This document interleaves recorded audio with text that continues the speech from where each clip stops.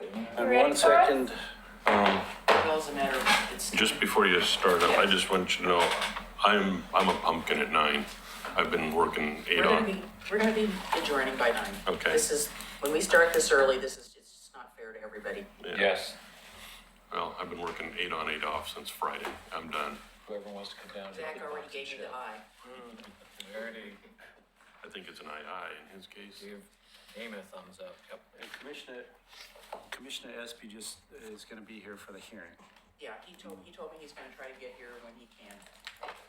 Okay. He's got traffic issues and, Yep. Life. yeah, well, yeah. Okay, I guess I don't really need to look at this. So we're gonna get this all done by 7:30 and you'll just ship it on up to the city commission and. Are you still asleep? Are you a dream? Yeah, I am a little loopy, it is, you know. Okay, so we're not just paying attention to anything that Commissioner Maybe is saying because he is new. I think we all are. Okay, so before we get into everything, you've got a number of things here in front of us. You've got discussion items, 924. You've got an 11 by 17 sheet that is, Comments consolidated. Yeah, so what these are, we attempted to respond to the most recent comments from the commissioners. And what we've done is try to distill those down to the 8.5 by 11 packet that you've got here. So what we're gonna do for the work session, in addition to the items, everything that is on the agenda for a work session is discussed in this 8.5 by 11 packet, in addition to the additional comments that Denise and Damon gave us today and last night, so, I did. or whenever that was. So what we're gonna just run through those, Did the computer send it to you? and then, I said, when did the computer send it to you? I went to bed at about 11 o'clock. okay. Are we called to order? Not yet, we're Not yet. just asking a question. Okay. To make sure we all have the same materials on our table. And we also, yeah, okay. I also recall that we got a memo from Elizabeth. Do you mind if we start the hearing and then? I know, do it? well, it's not a hearing. Or the work Yeah, session? I'm just asking questions, making sure we all have the same thing, so we don't have, I have mine, I don't know what you're talking about Memo from Elizabeth. is in the packet. the consultant. Oh, the consultant. It looks like this. So there's everything in the packet, Yeah. the agenda, and then, recently, we got comments from Commissioner Navy and Chair McGriff. And so we took each of those comments and put it into this big matrix to show how we had either addressed it, or Okay, we're gonna talk about it tonight, or whatever. And then we took the key issues, that we're gonna talk about tonight, and we made it into 22 questions. And Okay. we'll have a PowerPoint of each Okay. question. all right, so we're gonna start on the 11 by 17, or? Yeah. which? Okay, There's no 11 by 17, it's really, 8.5 by 11. that is just to show us that each of the comments that you gave us, what's happening with it. so that's what I'm just asking, are we going over that, or are we going over the We'll other? get to this later. Start with the small. The small packet with the staple in it. Oh, they all have staples. The small 8.5 by 11 packet with the, That's why I said the one dated 9/24. that one. Okay, Yeah, so. all right, well, I'm gonna go ahead and call the work session to order, and we'll just catch up with Commissioner Espy when he gets here. Okay. So we, All right, so just for the viewing audience, we had asked at the last planning commission hearing, we went back to some of the discussion items from the prior work session, and we had asked the commissioners to provide us comments on issues they would like to discuss further. We have combined that with the issues that were left at the remaining of the hearing, and we have 22 questions for you.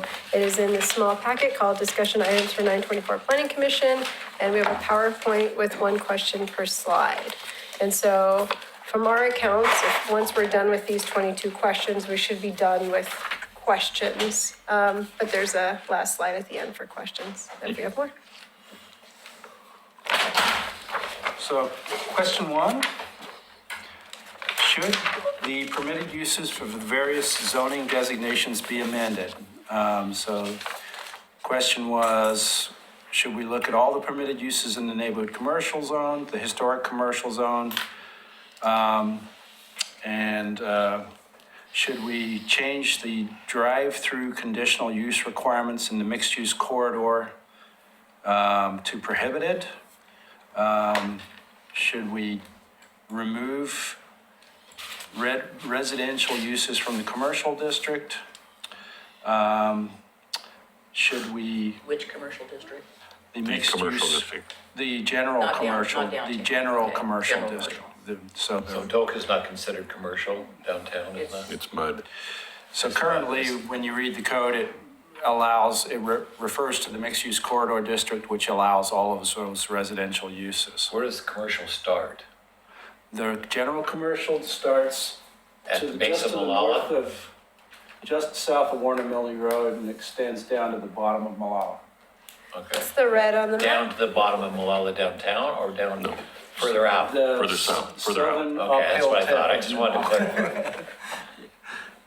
Across from the college. And I think so the big picture on all of these, this is the busiest slide that you'll see, everything else will pretty much be a question, is this project is really to look at housing and other amendments as we saw as barriers to housing and that got thrown in from other chapters. And so what we did not do is completely rewrite our code or completely audit our code. And so what this question is asking is, should we be auditing these other zoning designations for the uses to see if they're okay there? And our staff recommendation was no. It's not really within the scope of this project, but as a side note, we hope to be applying for a grant in the next couple months to update our comprehensive plan. And that will help guide some of these further discussions later down the road as well. Okay, so that's what I want to clarify is what we're mainly looking at right now is regarding affordable housing and the housing resident. I mean, this whole thing, nothing to do with other parts of the code.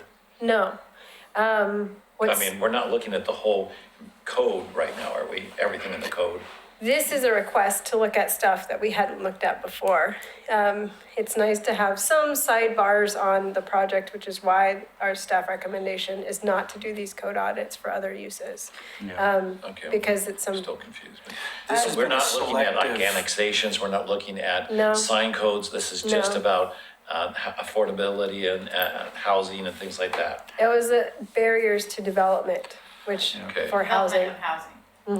So it does Okay. Yeah, I include just- things that's what I was like trying to land say. division standards and stuff like that. So, and which then also speaking on the impacts other us. side, since I had to read the whole thing, I read everything. And I looked at some of this and I said, why are some of these things in here? And I think I asked some of the same questions we were talking about the Willamette Falls district.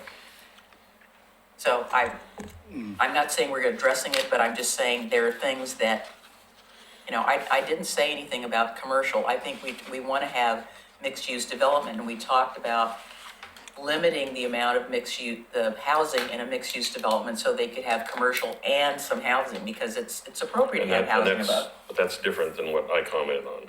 Right. If there's housing, then it's mixed use.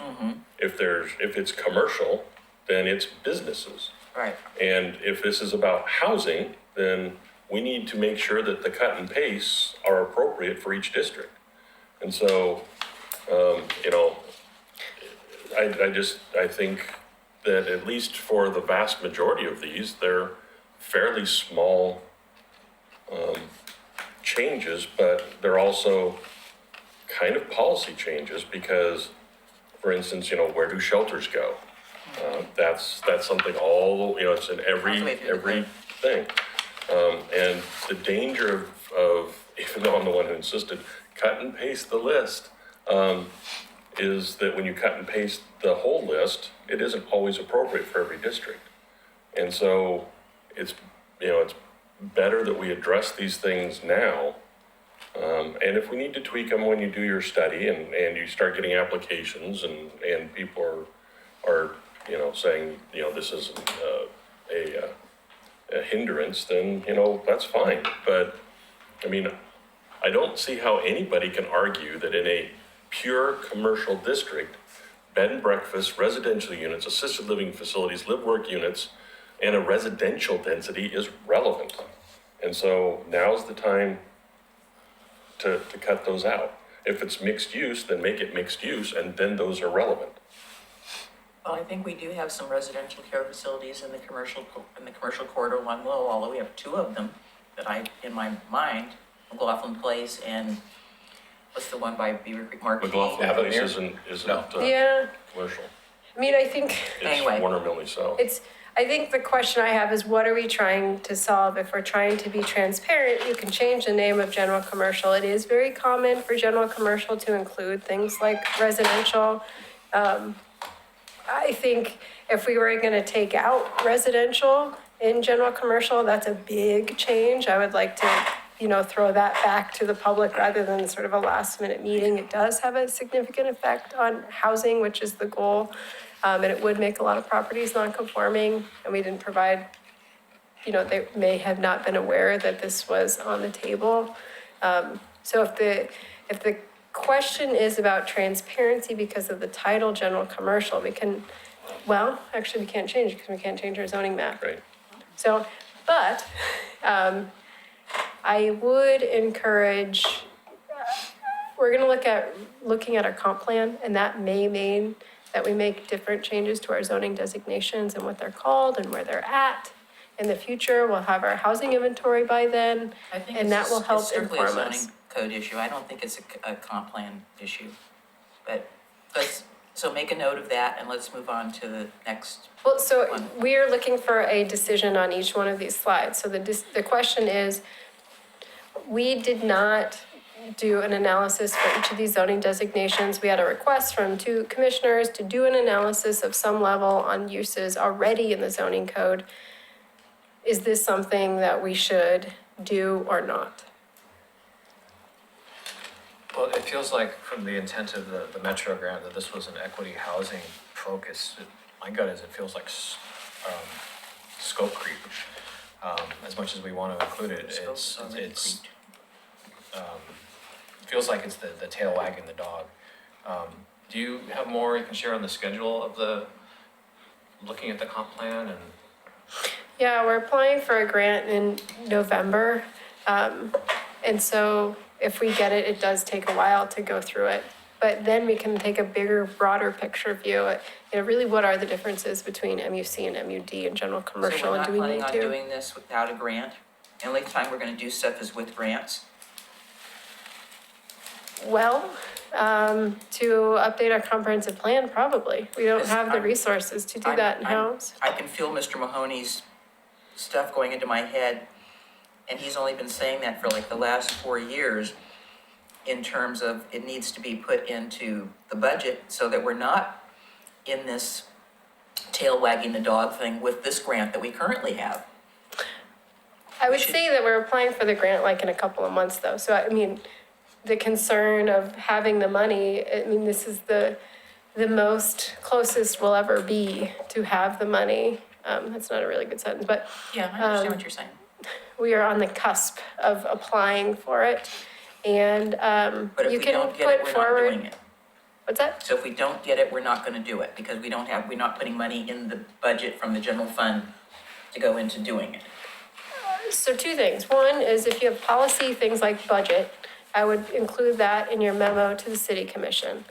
Second is that I haven't written my budget for the next biennium yet. So I don't know what my priorities or what I'm doing yet. That is all things that I am thinking about, and I am not at a point where I'm gonna disclose those yet. But that's a part of understanding how much staff and May I make a resources we have. statement here? I think a lot of what we've talked about here in this process has got a lot of what appears to be comprehensive plan elements. And I think that the city, when I say the city, I mean the commission, is really serious about updating the comprehensive plan. They'll make the money available. In my judgment, it's either put up or shut up. We're either gonna do this or we're not. And the policies of the city are 99% reflected in the budget. And if the budget says, no, we're not gonna do it, and when I say the budget, I mean the committee and the commission, we just don't have the money to do it, then let's shut up. Let's just get out, forget about the comp plan, because no, we're not really willing or serious about updating the comprehensive plan, because it's not gonna be cheap, and it's not gonna be free. But we can talk all day. I'm getting tired of the talk. Really, because it erodes what's the word I'm looking for? The morale of the commission, not the morals, the morale.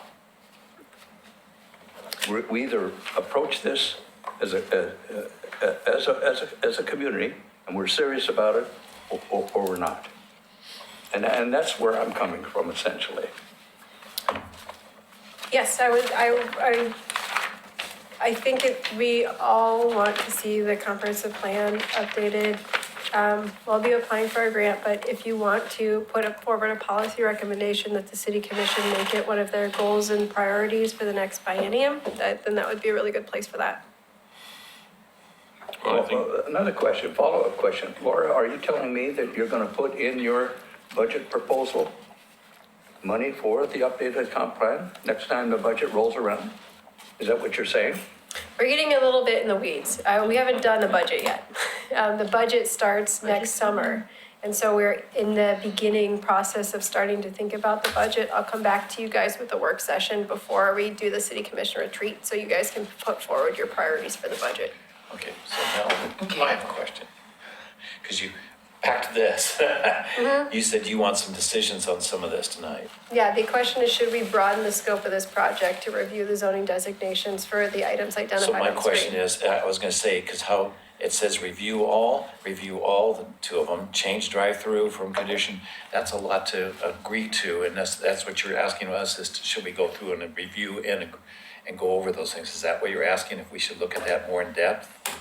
Or, Yeah, it's more of if you should tell staff to do and this it. came from Denise and Damon, right, these? primarily. You did. Okay, I don't want to, because they probably read it more deeply, that's why they're blind tonight. Oh, some of them are his. well, I mean, I think they found issues in the code that they would like they're to good get at that addressed, 'cause and they they put know it on the list, detail. which makes sense.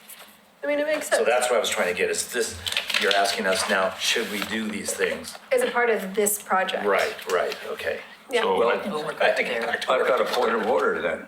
Yes, sir. What I'd like to see go to the commission is the entire position of this commission. And I don't want it to go in terms of an opinion or a conversation or a consensus. I'd like to go before the commission with a motion. That way we're all on record as to how we feel. And when you're on record, you're on record. If it's a conversation, oh, well, last week, I'll see. Gosh, did I say that? Yada, yada, yada. You see where I'm coming from?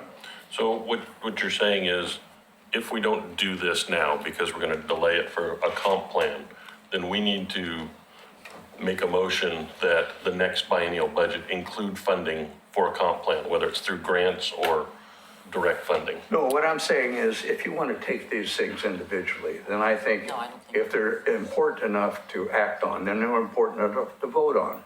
And then the commission has an official, on-the-record position that this planning commission has taken, not conversation. Now, if I feel strongly enough to about something, I'd like to vote on it. Along with that, the time budget seems critical. Do we have time to go off to something like this? Or should we focus on what's really ahead of us today, and it's been what's ahead of us for the last 3-4 months? I don't have any way of determining how much time is it going to take us to make a decision or do some study work if we have to look at some of this stuff. Are we asking to slide out the schedule for the affordable housing another month as an example? Or do we see this as a minutes type thing? It looks bigger than minutes to me, and it sounds like it could stretch the whole thing out. Wow, Vernon, Before you we actually answer agree that on that. question, I agree, that's what I'm wondering. It's, go back to when the affordable housing or equitable housing was set, we had some parameters around it that said it's not going to include this and it's not going to include that. But here, we're 4 months into it or 3 months It's into it, just gotten huge. and we're asking for, put everything aside and focus on a new item that hasn't been before us at all. Vern, that's not what's happening. So let me Well, give you. I'm looking for a schedule, a Right. time frame. Well, I'm not defending or opposing any of this.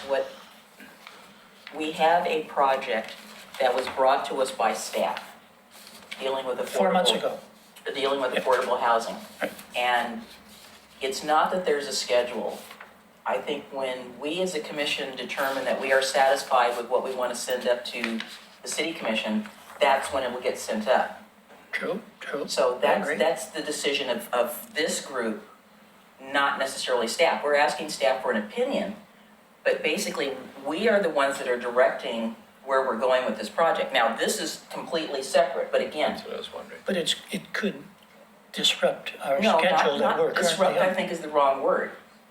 When we were asked to review the material that we received in that giant binder that I just threw into the table, me personally, I read everything, because in order to understand the context of where the changes were, I needed to read through all the material. And I just went through, and as I was going through, I just made little notes on the side, well, I don't understand this, or like, for instance, I'll just pick one because I said, okay, in the Willamette Falls district, why do we want to have a child care center? So I just made a note on the side. I didn't say that we were delaying the schedule or doing anything. I just, as it came up, I just made a note of it and said, thinking about the master plan and the process that we went through with the district, and you weren't on the commission then, okay, is that something we really, so make a note that maybe we want to look at that.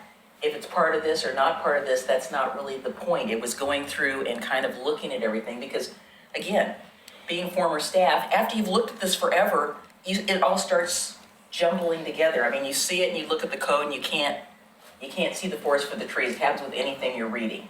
And if you've looked at it and looked at it and looked at it. So all's Damon, I think, is, let me not speak for you, but he's done the same thing. He's looked at stuff and said, maybe there's something we need to look at later. Maybe there is, yes. So we'll just go through it, and the stuff that applies to the equitable housing, we'll deal with that. But again, we're setting the parameters. You know, we may say after we get in with equitable housing, we want to get into looking in more detail at these other things that we brought up. I don't know, maybe we will, maybe we won't. But it seems to me it could be called a time management. Do we have time in this schedule? Yeah, we could take until December. Sure. To make a decision to the commission, city commission. Sure, and it's our schedule. but- There's not but a schedule that we have to have something done by this There's not time. a set schedule, but to allow things to come in that affects our schedule this late in the cycle, can we start out on a vote with that and say, do we want to even consider this? And if the vote is no, we don't have to go into the detail. Can I say something? Please, Tom. As a fellow commissioner who's been here a while, I just wanted to say thanks to both Damon and Denise. I try to read through this and I get so lost because you are all used to Paul it. and Zach have read. I mean, you've all read through it, but I mean, Everybody's these two read it. have gone and Yeah. put all this in there and given this to Laura. I could read through it and not even catch the things you do. I sit here and I listen, and I'm listening intently to every one of these meetings about the things that I didn't understand in there. So I just wanted to say thank you to you two who put this together for Laura. And I know everybody's read it and looked through it. And again, some of us, as a common person and not somebody who's been in a planning department, boy, I can get really lost in the detail of this. So the two of you who put this together drives out things that I wasn't aware of. So I just wanted to say I didn't put this appreciate it. together. Is that okay? Yeah, so we've talked about number one. Let's just, at this point, let's go through them and look at the staff recommendation, make a note, whether it's yes or no, and we'll do them all at one time when we get to the end of the slideshow. I'd rather we just address each one as it comes up. That way, we get through 10 or 12 or 14 tonight, then they're done, and we don't need to bring them back. Okay. What about you, Zach? And just, Quick clarification on that. You mean address and vote on each one, or Yes. just? Okay, I'm gonna need a few more vote tally sheets then. We could just do informal. But, Okay. You're just doing it for. Laura, perhaps you could, reply, just a question on, like, do we have a schedule? Because I know that this was funded by a Metro grant and grants come with schedules. So do we have a finance schedule that is associated with this work? I mean, there's only so much money, so we will only have consultants here at so many meetings, which is why they're not here today, because we have more meetings. we're done with consultants, I Yeah, think. I think we are. I don't think we need them anymore. I was gonna say, does this have anything to do with the consultant? Well, right, but I think it does, right? There's a lot of implications for housing if you take away housing and general commercial and other things that we want to be thoughtful of too. The bigger thing is that it's staff allocation of resources. For example, Pete's next project is working on designating the wetlands that you wanted us to work on. And it just pushes things out the more we work on this. And so is there a schedule? There's targets we would like to hit so we can move on to the next thing. But we want to make sure that we're thoughtful and we're responsive to whatever your concerns are too. With the this one, I targets think it aren't would take a fast. while to go through though, because we want to make sure that we're being thoughtful with what the implications are and opportunities for people to comment on some of these. Well, I guess, to me, this isn't a surprise. This isn't a last minute thing. From day one, this has been in the 400-page packet. So, It's not a proposed amendment though. but there were areas where there were changes, so that meant that, but anyway, irrespective of that, I'm okay with, putting this off, although, this is what we found with 400 pages. We go through the comp plan with 2,000 pages plus 50 maps, I mean, we're talking about serious time. I would be okay with I know. shelving this, the comp plan. But I think we need to also say, as a motion, what I said earlier, which is that we think that the comp plan needs to be in the next biennium, whether it's funded through general fund or through grants. Because this isn't something that should be put off 4, 5, 6, 7 years until another grant comes. But you know, it will be. I agree with that. Well, not Well, no, necessarily. you don't know that it Things will get be, put off but and put on the back burner, they don't get revisited. Well, Make it- I want that make it a- wetlands thing done Can we do before I a go quick off the hands commission. up then? Okay, or- so, Speak with Keneva. you almost beating this almost up. made a motion. So yeah, well, I want to get through this real quick. Okay, let's do it. So, all in favor of shelving this for the comp plan? Raise your hands, or how do you Yeah. want to do it? Okay, Hand raise? Yeah. would you want to add to that? well, then I'll make a motion. Yeah, I I want don't, these to be two separate things. I have to beg this is not a comp plan issue. I understand, To me, it's more of a zoning code but that's, tweak, but, so, okay, so what do we got? So 4 and, I'm lost as to exactly why we're showing this, because it does not reflect directly on the affordable housing, but it's part of, well, it does. but it does, if they're Yeah. talking about uses in It's- neighborhood it's- commercial and. it's ancillary to the whole question, Yes, but it is. but it's, So so, I'm still lost as to, you can just abstain then. yeah. So we got what, 4, 1 and 1? Yeah, I'm voting no. Yeah, that's what I assumed. And then I'd like to make a motion that we, I don't know, strongly recommend to the city Let's commission. include, we've got that, we'll Okay. include that when we're in All public done. hearing and Okay, we're ready for that, but we've got the All right. idea. Next. Next one, it's been a topic of discussion.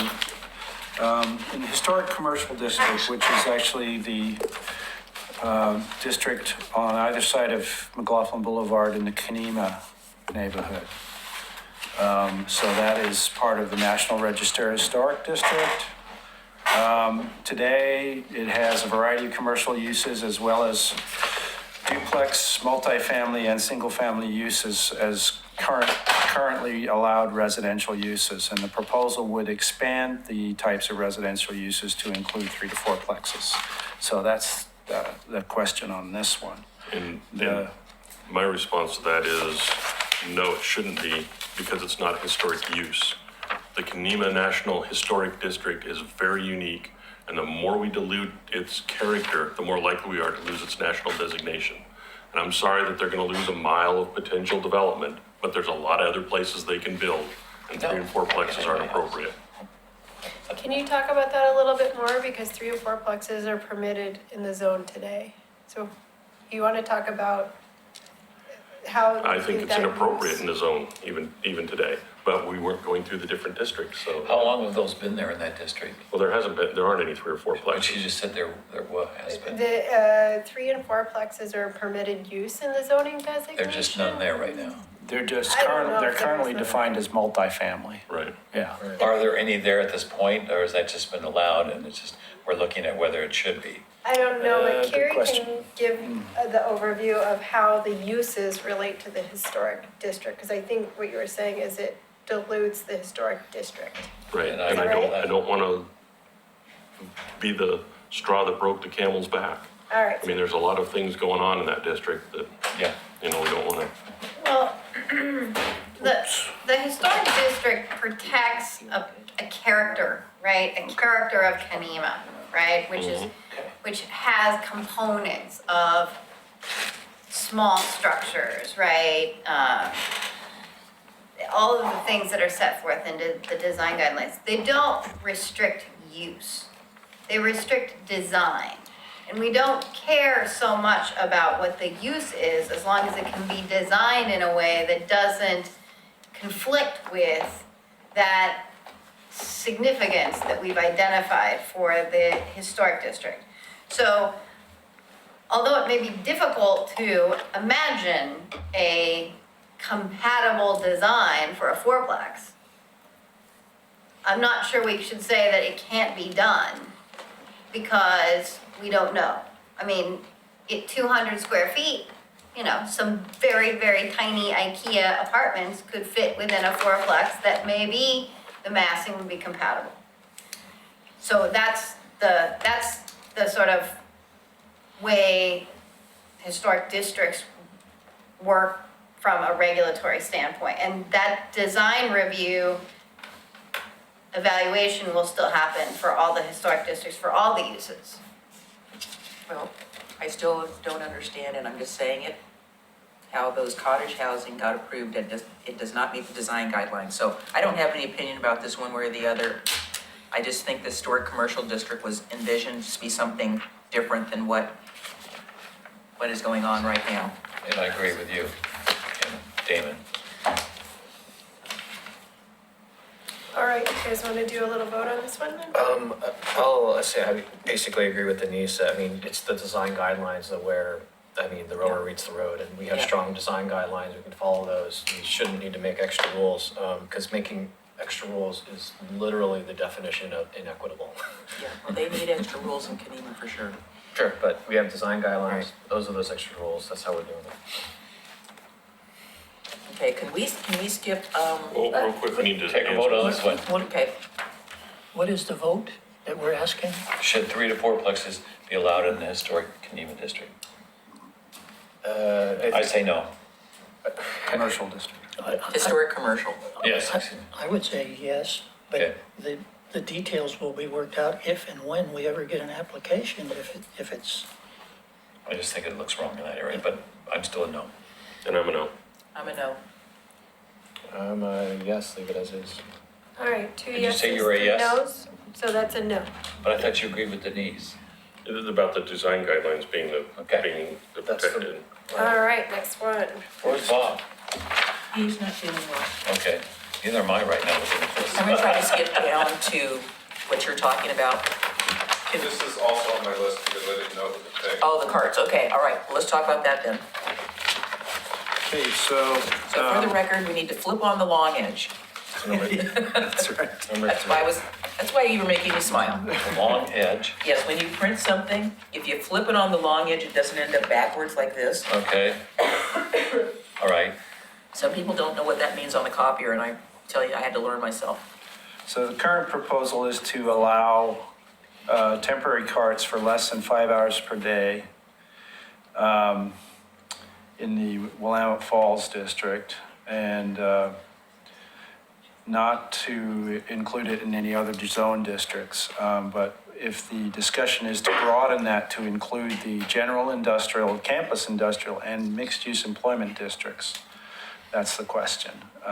One of the concerns is to include a wider community discussion about food carts in general before making a change like this. So this does not include mixed use in downtown, Correct. No, only in those areas you just only mentioned? the ones that I just mentioned, yeah. You want it in downtown? Yes, Come on up. You might as well sit up here. Come Since on. you're the only one in the audience. You might as well enjoy it. identify yourself. You've been on TV the whole time. We did not make, is it on? We did not make comment with respect to this specific. Oh, It's I'm sorry. Jonathan Stone from DACA. Jonathan Stone, I'm the executive director of the Downtown Oregon City Association.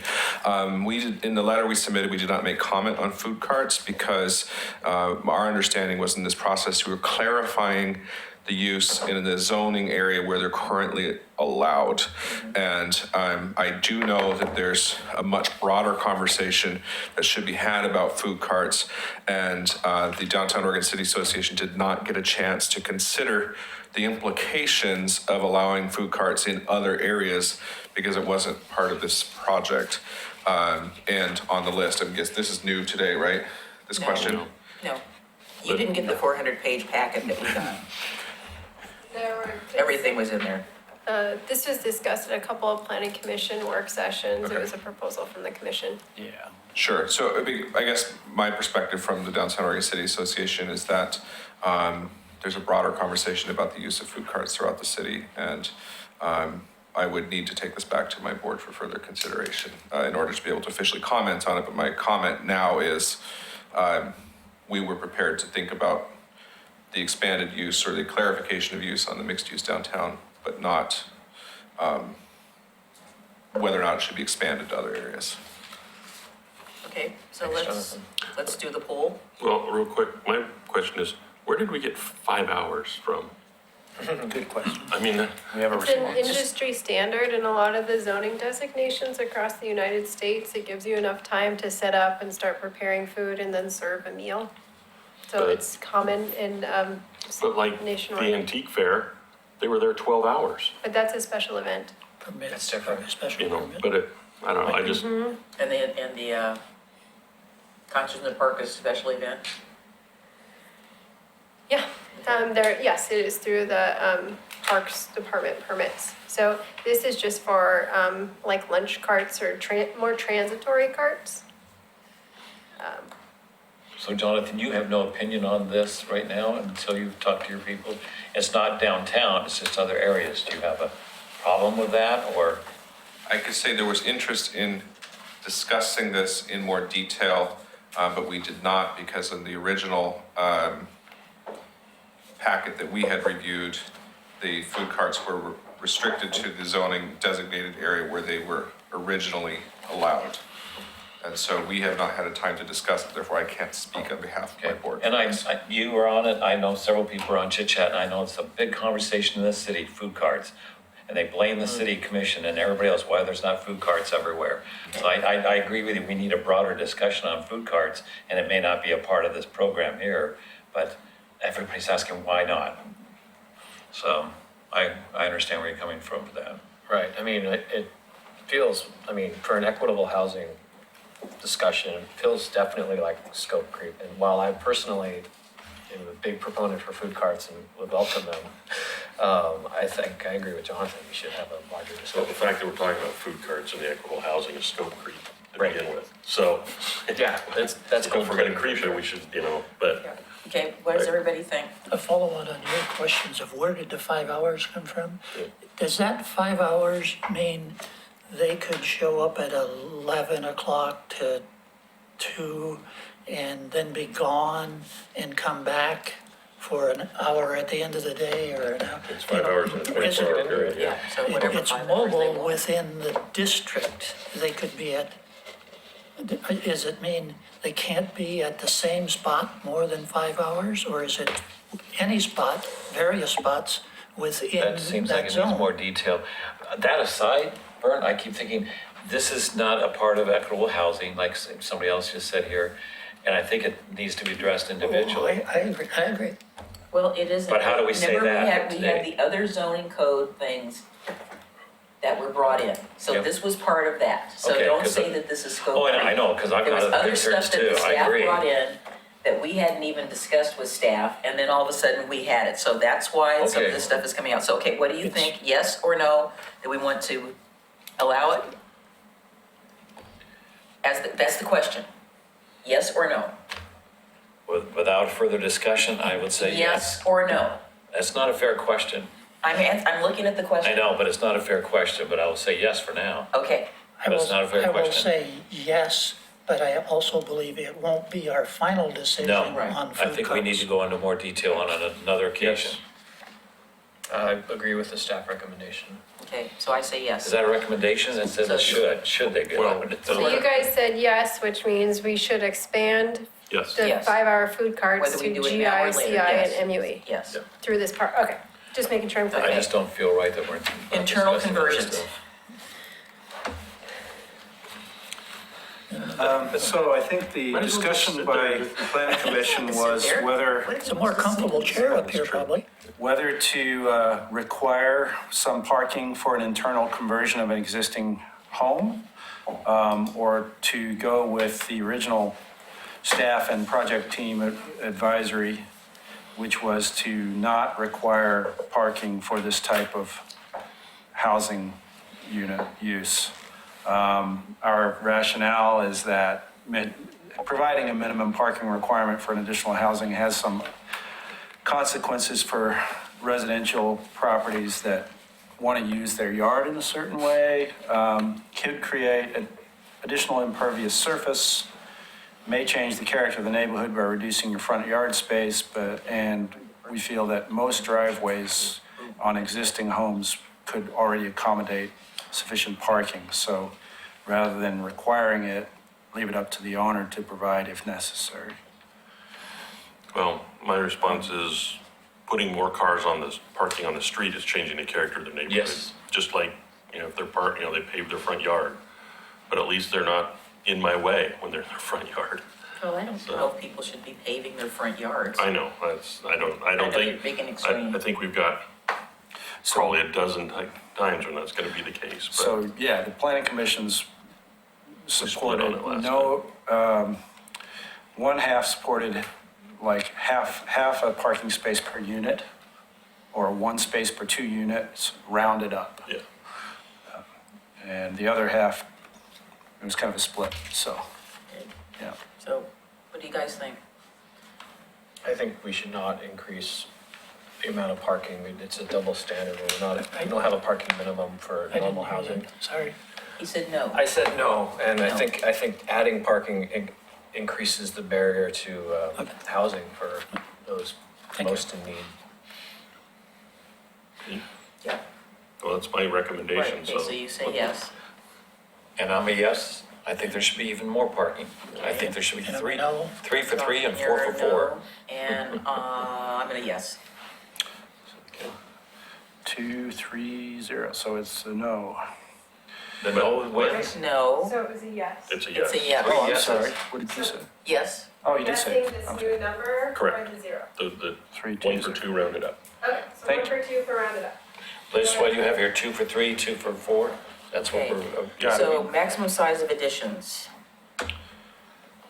So the project team had originally talked about a 500 square foot maximum addition, and that was increased to 800 square foot maximum to be similar to the maximum size for an ADU.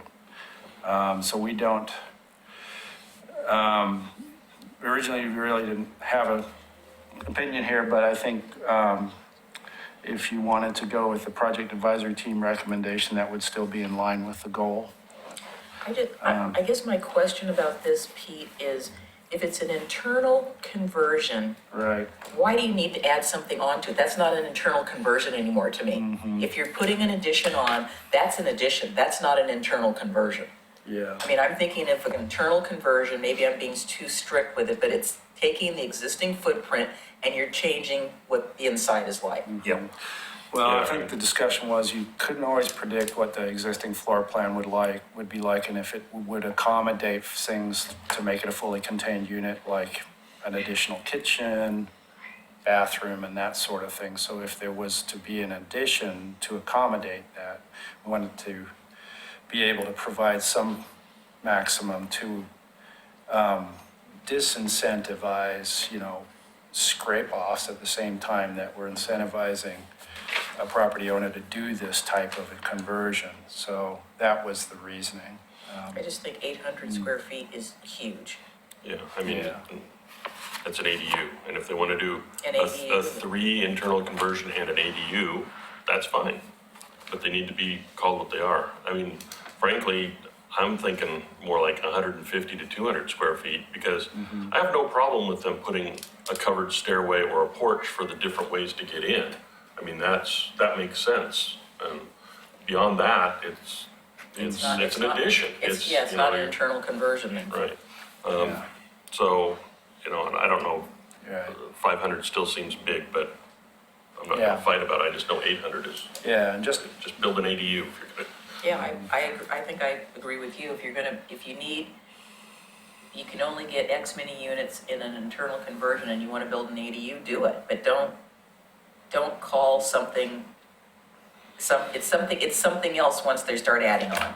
So I'm not comfortable with that. But it does present the opportunity to have one more living space that is in the affordable category. I find that And hard to yeah, believe. is that part of the goal of the affordability housing, is to get more rental houses or a more affordable houses for people to buy? So it is a barrier if you put the number down too low and says, well, we've got space that we could do this, but you just don't have the space unless you go to 800. You're talking about a lot of what ifs. Doing an internal conversion is not going to be cheap. It is not going to be affordable, Vern. I'm not sure how. Well, I don't know that either. Well, I'm just looking at generally what the cost of building materials is today. And if you're going into an existing house and you're gonna try to change things around, let's say maybe you move a wall here or there, that is going to cost, it might even be cheaper to build a detached something or other.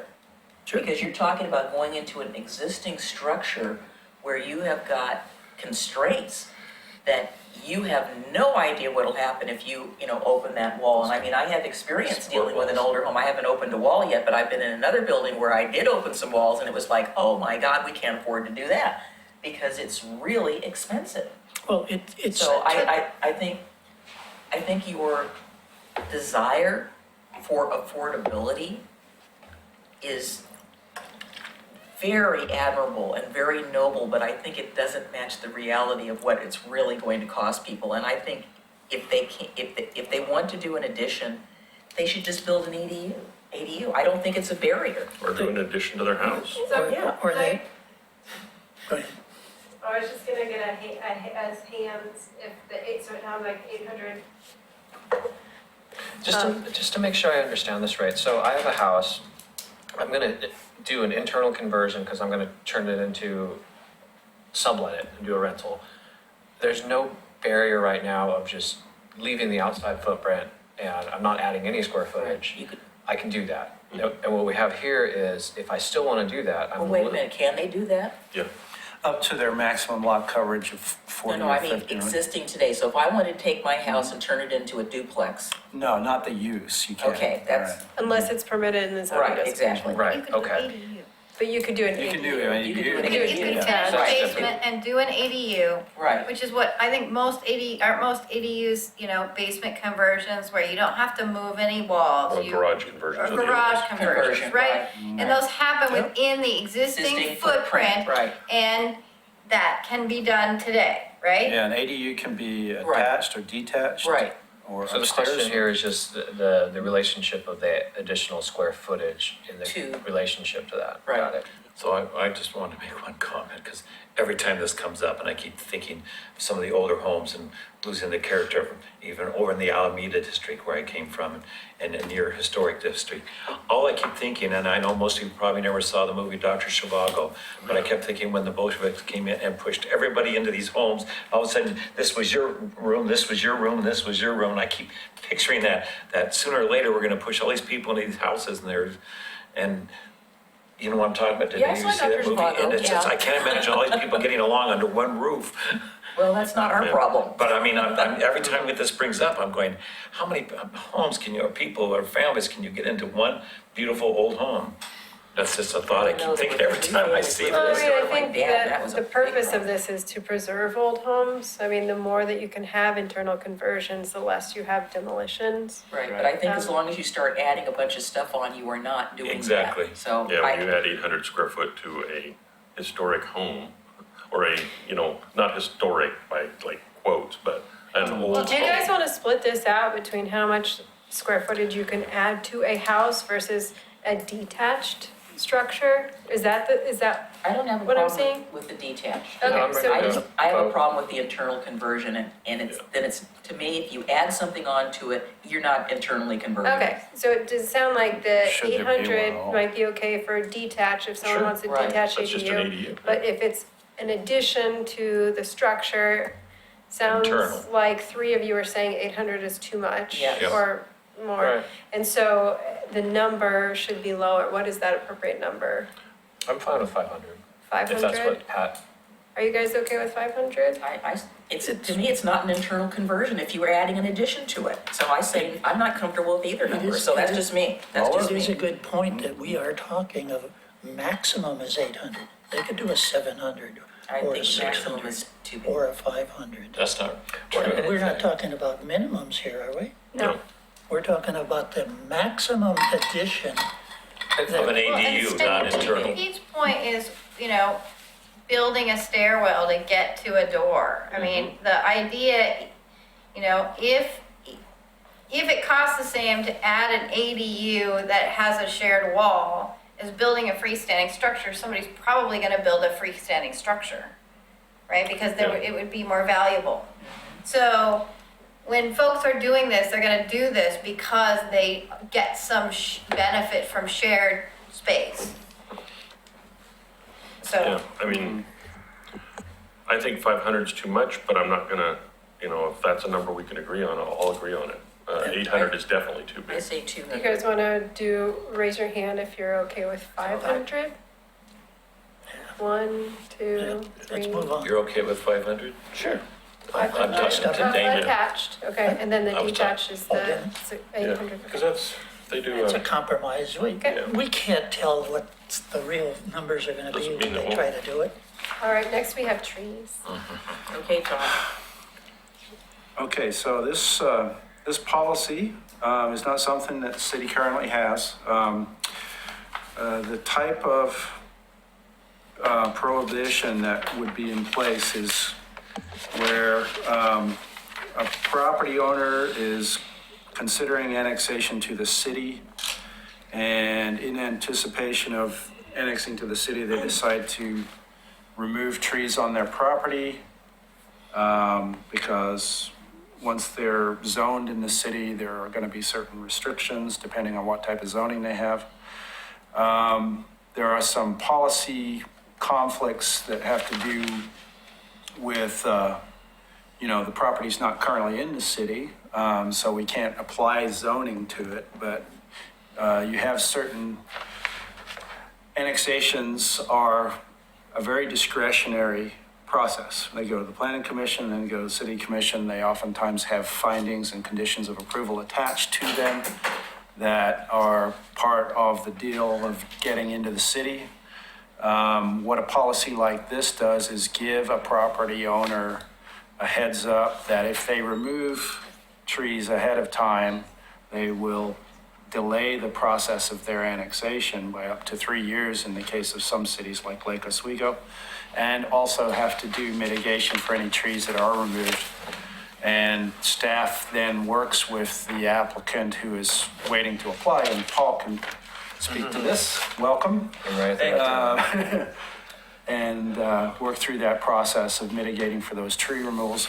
But I believe in this case of Lake Oswego, it doesn't just apply to trees, it applies to other natural resources as well. So this was not part of the discussion. It wasn't proposed as either an equitable housing code recommendation, but it has come up during the public hearing process and is clearly an important issue for you. Presentation. And staff feels that we would need to have a wider community discussion about tree regulations in general, citywide, not just for annexation properties, but elsewhere as well. And currently, we regulate trees within overlay districts, during development, in the public right-of-way, on all city-owned properties, and in all properties that are not zoned for single-family or duplex. So that means that any single-family residential property doesn't have many tree removal restrictions on it. And if you're a large tax lot that's waiting outside in the urban growth boundary, you're between the urban growth boundary and the city limit, you're currently zoned future urban holding, and whatever zoning is in place through the county and whatever restrictions the county currently has, which are fairly minimal, generally don't restrict cutting. Can I ask? I can't Do we wait have- to respond. No, and Yeah, I'm we done. have been through this, so we do not need to go into a big debate if we can skip this. So my question is, have we had properties come into the city that have had like forest deferral or any Ceres of Farm. those? Ceres Farm had a forest deferral. Sears So that Farm means did, if they yeah. had forest deferral, that No, means. farm deferral, yeah. No, farm deferral and forest deferral don't allow, one is farming, which means they can continue to farm. I'm not sure if And they they're had deferred, forest but deferral. the Yeah, for forest all- one is if they have trees that they've been raising on there for Sure, timber, and then they as a have woodlot, special yeah. tax benefits or tax exemption because they are raising trees. Right. If some of those properties that come into the city have that, well, they do have the right to cut them because they were raised as, a crop, so to speak. But what I believe we've been talking about and all this time is most of those people we think don't. So again, we don't need a long debate. No, but I got something to say. Addition to what we've already discussed over the last 4 years about this, because I think we We're all. talking about code, and I just want to say something about this particular one. If this doesn't get in, I'm not voting at all for this whole ADU or any code because of the fact, as several people running for office just told me, well, they could have cut down the trees behind me anytime during the 15 years. They chose to do it while it was in process. To me, if someone is applying to be annexed in, I heard it's because we can't apply zones or any of those rules. But yet they're applying to us to come into our city. They should have to follow our rules on trees. I don't disagree with And so, to me, if this is not changed and in there to stop this, it's too late for me. But I mean, there's South End, there's Beaver Creek. Then I won't vote for any of this whole process of the code because this is so important to me. I hate to see our land raped by these developers at the last minute, taking down every tree after it's been in the process by us. There's my comments. Do you guys want to just vote on this? But to your point, Tom, I mean, we don't have a tree code. This is an equitable housing proposal, and we don't have tree rules, and we need tree rules. I'll admit, I mean, I love trees, but we need like a substantial tree code that looks at this soup to nuts, that provides a long-lasting impact. And Zach, to me, this wasn't necessarily a tree code as much as it was annexation. Somebody wants to bring in homes, and they want to build ADUs, they want to build equitable homes and all that, and then they go ahead and cut all the trees. Why we're talking about the annexation, they clear cut it so that we have no choice in the matter. It's all gone before we even finish with our annexation talk. And that's what I'm concerned about. Not a tree code, even though that's what it refers to, but it's about the fact when you apply for an annexation, the land should not be changed while it's in the process, or at least a year in advance. I mean, you have to realize that saying that, forecasting that, you just move where they cut the lumber. I'll just cut the lumber. But they had all those years ahead of time. Then I'll apply for the But annexation. they do it during the annexation. Right, but you hear what I'm saying? Like, Yeah. I know the rules now. Okay, I'm gonna cut these down, then I'm gonna apply for annexation. They're still Well, I cutting like trees. 3 years, I heard that Pete said. Well, but that also means we know what land we're getting. We're not getting a forest with 75 mitigating trees. We're getting a field with some scrub on it. So we know what it is we're looking at. And that kind of gets towards, the livability and, I mean, if, you can have affordable housing because you packed them all like rats in their thing, or you can have a place where there's trees and places for people to Don't do stuff. mistake. I don't disagree at all. Like, that is the rule that we should put into place. But I think we need to get some more community feedback and arrive at that decision collectively so that we have really. Well, I guess we got food community carts in here, so why not this issue? Commissioner Gile, it sounded like what you said was slightly different. It sounded like what you were saying is the moment you submit an annexation application, you shouldn't be able to cut trees until you get that decision. That was one part of it, but as Pete had said, that some of them, like Lake Oswego, have a year or 2 years in advance prior to an annexation, that they don't do any change to the property or the cutting of the trees.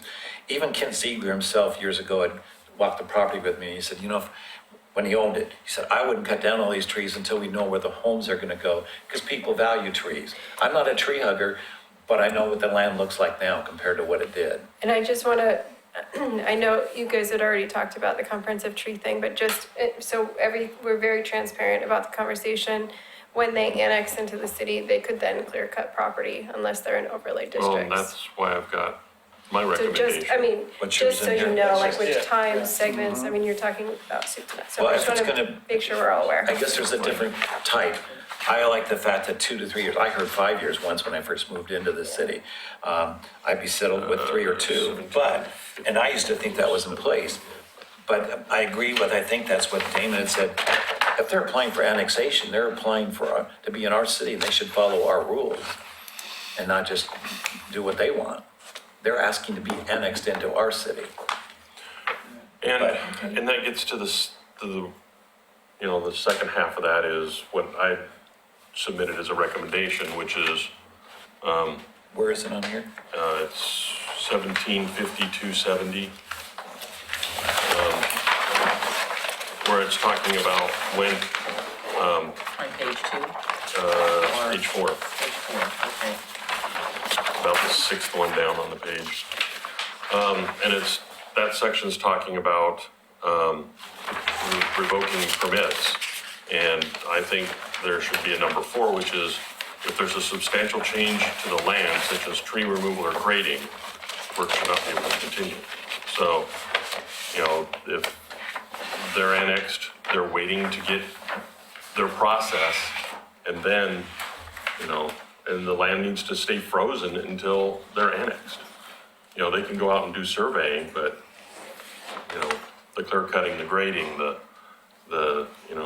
But you're saying that's during the application process, I'm saying Yeah. beforehand. Well, that's the 2 parts of this. One is the 3-year look ahead or look back. And then once they apply, they need to have, the land needs to be frozen until it's completely annexed in, and then our rules apply. Or you mean Okay. between when it's annexed and when a development application is applied for? Well, the annexation hasn't completed for like 6 months, because it's gotta go to the state and everything else. Right.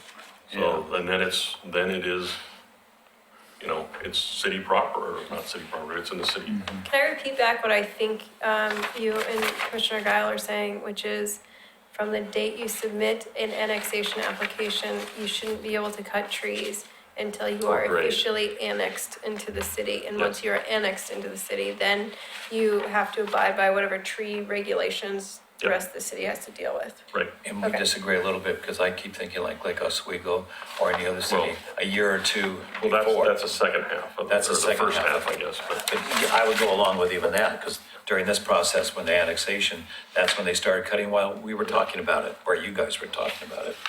I have a question for Carrie, if I could.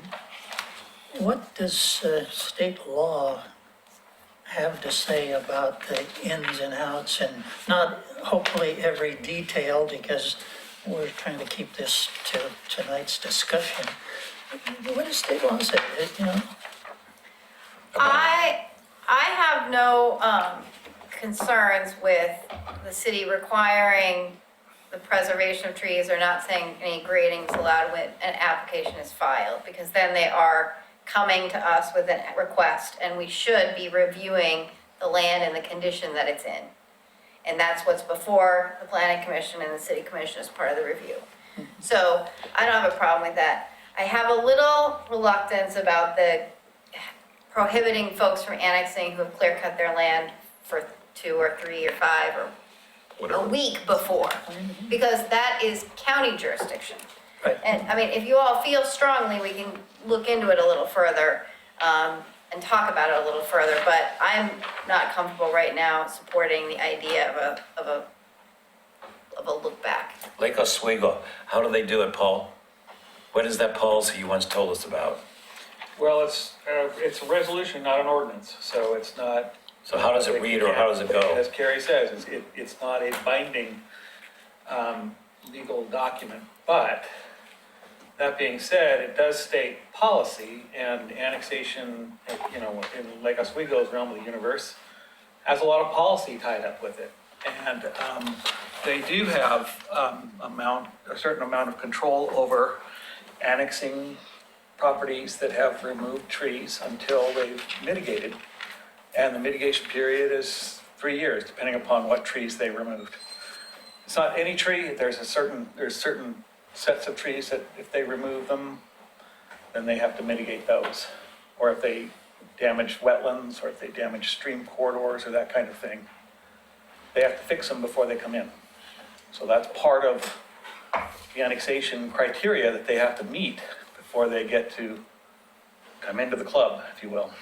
So that's interesting that, again, a couple of people running for office have said, if it's private property, they could cut it anytime they wanted. Why did they wait on this year till it came right before the planning commission? They had 15 years to cut it, and all of a sudden now they cut it while we're talking about it. Yeah, I mean, there's a lot of things that kind of trickle down from cutting a lot of trees before you annex without doing any kind of grading or terracing or landscaping or stormwater detention or any other kind of mitigation that might cause stormwater or sliding. So there's all sorts of other kinds of things that can happen on properties that have all their vegetation removed before they're, But there's, Before they come in. sorry to interrupt, but Yeah. there are sort of 2 components to what Commissioner Espy's saying. One, it's a resolution, yeah. not an Right. ordinance. I heard So that. that's one thing. That's 2 different resolutions or sort of recommendations. They're not binding regulations. It's policy. It's a policy. The second thing that is important about what Commissioner Espy said is that the criteria for annexation are different. And so we would need to change the criteria to look at a property owner's past behavior as a basis for reviewing an annexation. Yeah, see, And we that past behavior is not a criterion right now. Yeah, and we have a fairly robust tree code and sensitive lands ordinance, so those issues overarch into that. So it may be a big, so I think that is a bigger, the question of visiting the criteria is a bigger discussion It is. than Oh, yeah. this. So this is code, and then is there another book that's policy and criteria that we have? Like Lake Oswego has, or is it everything we do regarding annexations all in our code? We do, Whoops. how is it written in your books for resolutions and criteria? Is that No, a separate manual? Yeah, resolutions are not part of the code. Where's it written down that anybody It's knows a it? policy decision, so we have We have a policy manual? Yeah, they probably do. We have resolutions that get passed, so, let's declare May, National Preservation Month. That's passed by resolution. That means we're gonna celebrate, we're gonna enjoy it, but it's not the law. Yeah, so Paul, have you ever had to enforce that rule or resolution? I have. Yeah.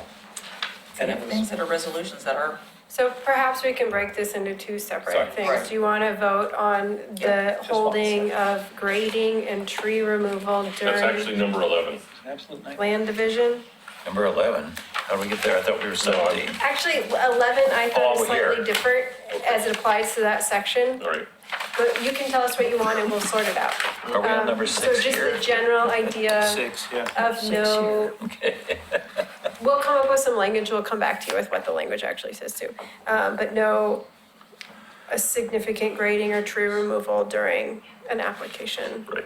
Are you saying the second one here, proposed amendment, implement a standard that prohibits annexation if trees on property are cut prior to or during annexation? Are you saying that we're voting on whether to accept that thought or not? No, I will say statement, then you, if you're gonna just do your hand raise on that statement. So the statement would be, should we, yes or no, include a standard that says from the date you turn in an annexation land use application till the date the property is annexed into the city, place a hold on the property so that it cannot have significant grading or tree removal. What's different than what you said versus what's on this sheet? Don't worry about the sheet, because it's got another piece, I'll ask you another question. I think that what was on the sheet was was a higher level, and you guys talked it out much better than what was written on the sheet.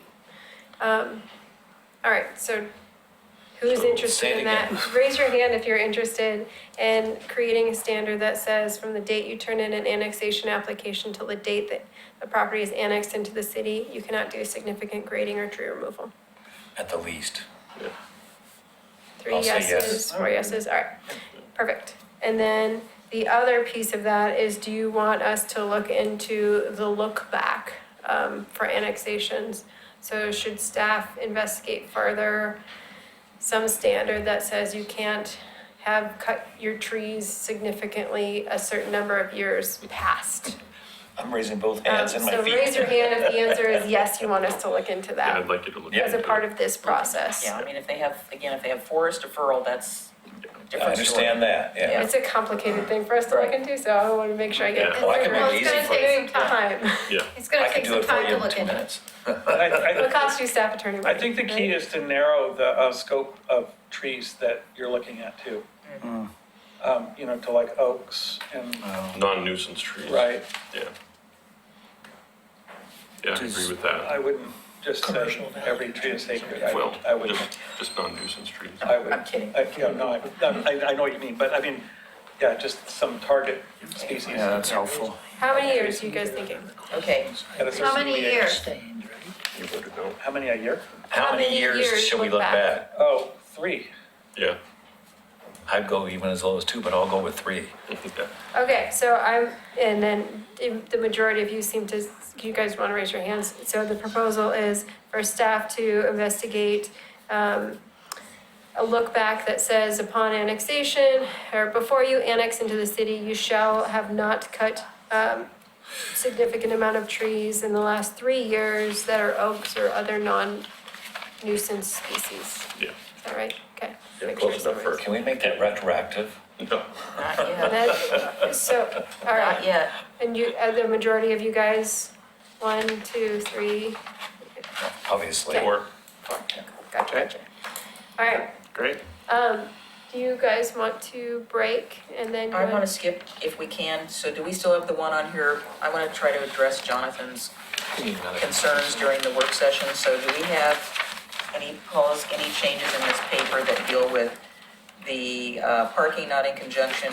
I think we all No. said that we supported having parking not in conjunction with the use in the MUD, so, and then Yes, we, if you had provided direction to us, then we didn't put it on the paper. yeah, okay, we did. Then we have landscaping standard being clear, wants to know why we chose 5%. Yep, I can chat with them offline about everything on this, but these are, none of the things in here are in the items that are left over. But I also agree with number 4, that building standards should prioritize the historic downtown district's small town character. We don't have a historic district downtown. But it's got a We should, historic but- look to it. I Yes. mean, they can apply, we will certainly Yeah, process there's any design applications. guidelines. We just don't have one right now. And then minimum space requirements for multiple family open space could be, well, the problem is That's not in. I know, our nearby bylaws. parks, you have the greenway, which, I can't see anybody.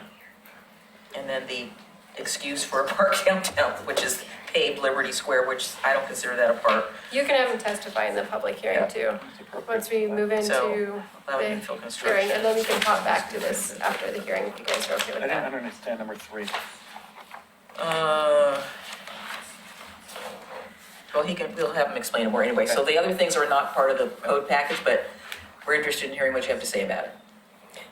So do you want to close the work session and open the, we'll have to do some video changes to open the public Yeah, hearing. we have to do a quick Can we pause. continue this for another half an hour so we can get through this and then we can open the public hearing? Oh, sure. Then we'll take a break. You can, yes, you can, as long as you don't start the public hearing we're not before starting. 7, you can start it after. Yeah, okay. That's fine. Do we need to wait for them to do something with the tapes? No, Now, okay, Of course okay. not. no, So when we let's, switch, then it takes us a minute. okay, so we'll go when we switch. Okay, Keep so going? do you Yeah, want to? we're gonna keep going. Okay. Number 7. Number So seven. We're on number, okay. We have a definition that defines a grove of trees as a stand of more than one tree separated by no more than 20 feet. And the reason why it was 20 feet was the Natural Resources Committee had talked about this definition, and it previously said where the canopy is connected, but it didn't provide any kind of measurement and you wouldn't be able to always tell from an aerial photograph whether or not there was That's canopy. true. So rather than do that, they just decided to come up with a measurement. This was discussed, I think, 2013, when we were amending the heritage, well, more recently, we were amending the heritage tree code and the street tree list. So that's initially where that discussion, that definition came from. So I don't have a recommendation to change that based on. It was just a question, it wasn't direct change. Right. Yeah, I'm good with Yeah. just moving on. Yeah. Okay. So 8. 8. So this standard has to do with the determination that a certified arborist would make that a tree is dead in order to be able to remove that tree from the calculation for mitigation tree requirements, which they're allowed to do. Arborist? Certified arborist. No. Yeah. I think they should, I think you guys have enough training Yeah, it's, for them to show you a picture of the dead tree. They have to show you a picture, I think, Yeah. of that the tree's dead. Uh-huh. yeah, my Well, recommendation we is, require a report, but Yeah. I think what was this Now- whole discussion about.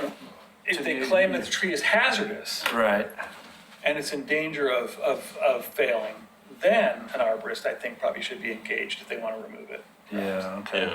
yeah, but my recommendation is that the community development director, under the reasonable person standard, Oh, that's what I was on. is able to make that determination. Or the, Yes, or their designee, because it could be Yeah. a staff person going out and looking But, at it, yeah. I mean, if a car hits it and it's got a chunk out of it, struck by lightning, it got caught on fire because of a power pole got Yeah, squirreled, emergencies. or whatever. Emergencies, really. Okay. I think that's very accurate, and it's a reasonable person standard. It's a fairly Term of clear law. legal standard. Yes. If it's intentional, then they should have the book thrown at them. So, Which it does provide for. Yes, I know, Yeah. somebody said, oh, my tree's dead. Yeah, well, you chopped it, there you go. yeah, the 27 copper nails, Okay, that might have good. something to Nothing do to do with with it. it, yeah, okay. Thank you. 9. Should all tree mitigation species have to be on Oregon City's street tree list, or can they be a recommendation from an arborist? The whole point of this was, currently we allow a person to select from that list or have an arborist recommendation. The point is to provide flexibility and diversity in choices of species. Not all species are really available at the same time. So that was why that's in there. So this isn't just all Oregon cities, this is Oregon City. Yeah. Yeah. Okay. I was thinking, all of Oregon cities have a code that we can choose Yes, from. Oregon City is leading the pack and telling all the other cities what to do. It should be a Y, right? I guess the question I have is, how often do people come with a tree that isn't already on the list? Or do they just go to the list because they just know that's the easiest thing to They do? don't know that, unfortunately. My neighbor wanted to plant dogwoods in their parking strip, and I said, no, it's not Yeah, I on the know. list. So this is for 1741, so it's not street trees, it's Right. on-site trees. And a big determinant of that is what is available. At the season. So I think but they still go on to the list because the list is easy because it's a guaranteed yes. Right. And the availability is irrelevant because it's a seasonal availability and And they're they're- all on the list. It doesn't say in the can't- winter plant these. And they may Yeah. have You shouldn't more. be planting it other than in the But fall and winter anyway, so. And as Pete said, we like variety because if you get a disease in one species, it's good to have a Yeah, mix. then just add those Okay. to the list. So that's okay. And then for the next one was the policy advisement to the city commission. And if you don't mind, can we bump that to the very, very end? That's fine. Okay. Sorry, that was in the middle.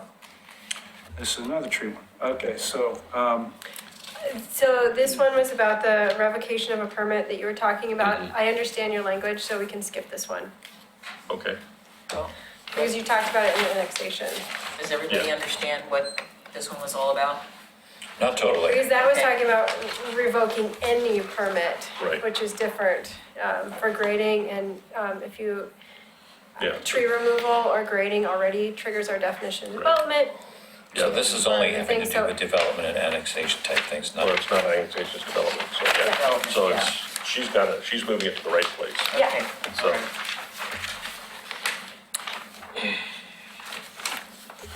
so we're, just to be Okay, so clear, we're something is pushing this missing on work the session out to agenda. 7:30, which shortens our hearing. potentially, but we'll have less in the hearing. 3, the use is subject to. Tell that to all the people out there. We're halfway there right now. Okay, We're okay, 11, right? so we're on No, number we're- 12? Oh, I see 3 up Yeah. here. so were I turned the you, page and it's, What's were that? you all okay with the proposed amendment? Which Well, one? I don't know, I'm looking at, 11's gonna go away because she's gonna put it in the right spot. anyway. Okay. oh, that's All right. 11 there, and then Okay, it so goes to number 3 12. over here.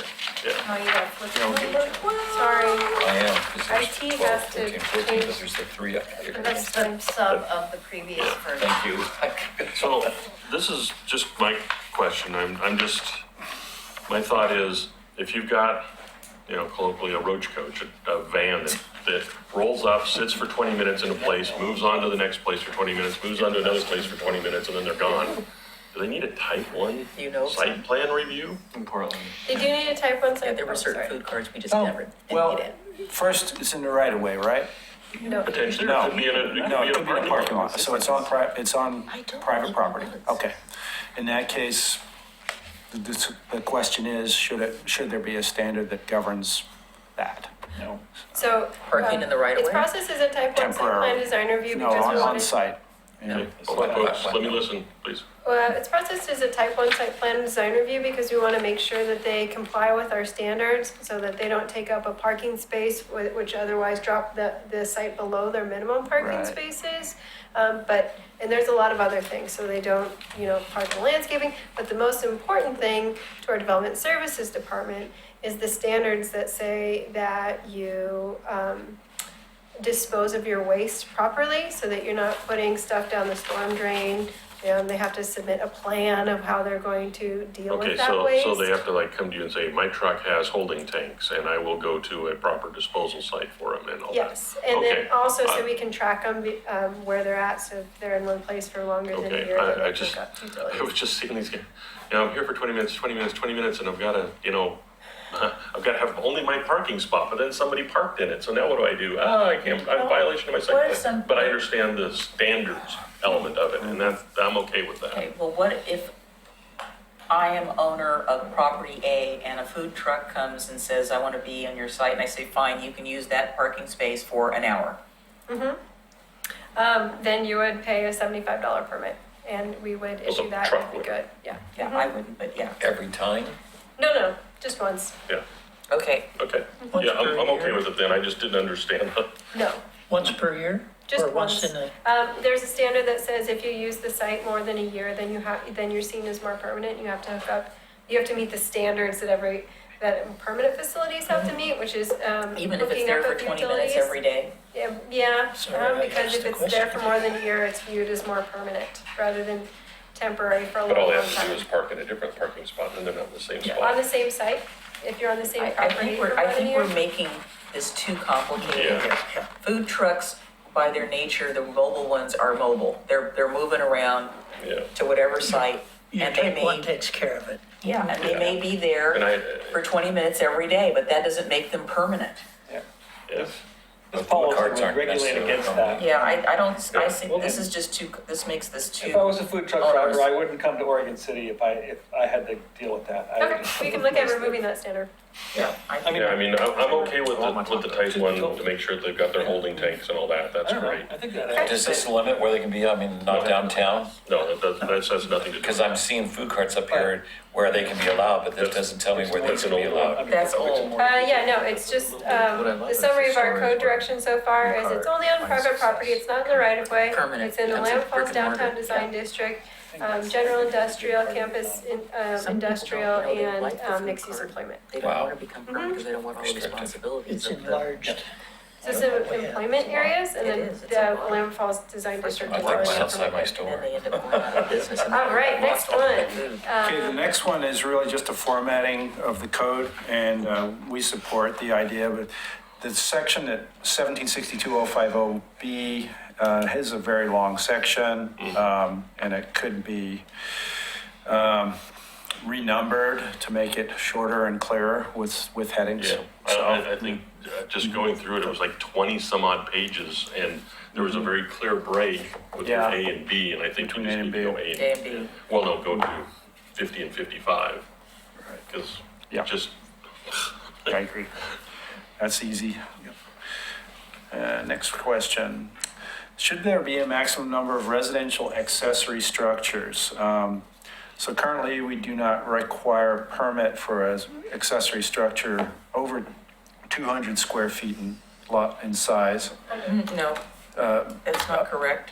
Under. Under.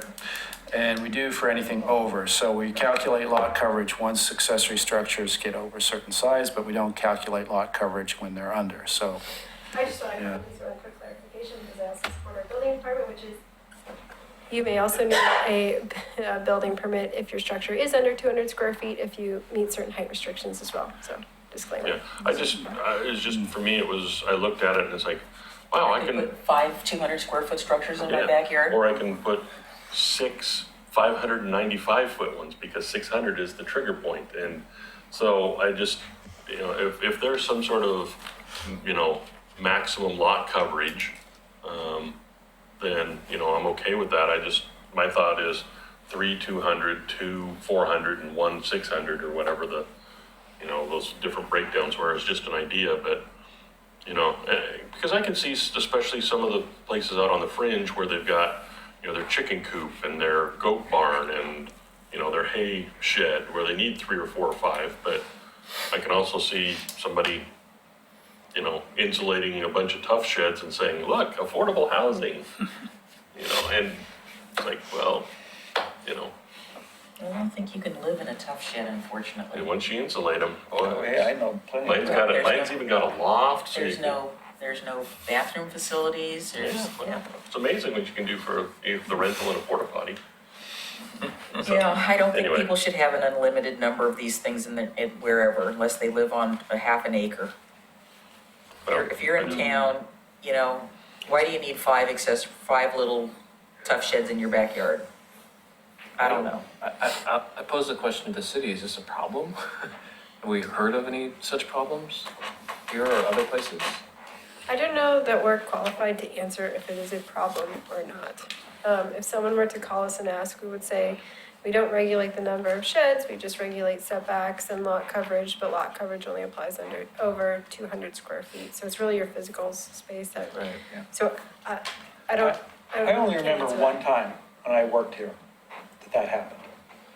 But with all these new changes about accessory dwelling units and everything Somebody else, I wanted to put a wonder bunch of how many accessories people are gonna and do somebody that. complained, Yeah, Did you only get one just ADU? one time. Yes. So, I mean, that, I think you get one and that's it. Well, I can see having, like I said, in a farm But like you setting, said, like I have a shed and a chicken coop. yeah. But So- you're not trying to live in it. Right, but that would be a different rule. I guess it depends on how much square I footage. don't know, I guess I would just say that maybe we want to include any size as part of total lot coverage, so that they don't come in with a bunch of 195s and plaster their property.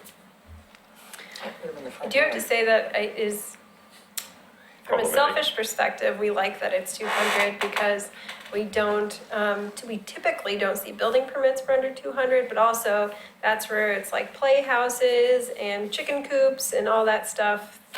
You know, and McLaughlin and Tiny Kenema, we have thing. design standards for little buildings, Yeah. for buildings. I mean, so- I don't, I just, okay, well, Okay, if it's a problem, then we'll deal with Yeah. it.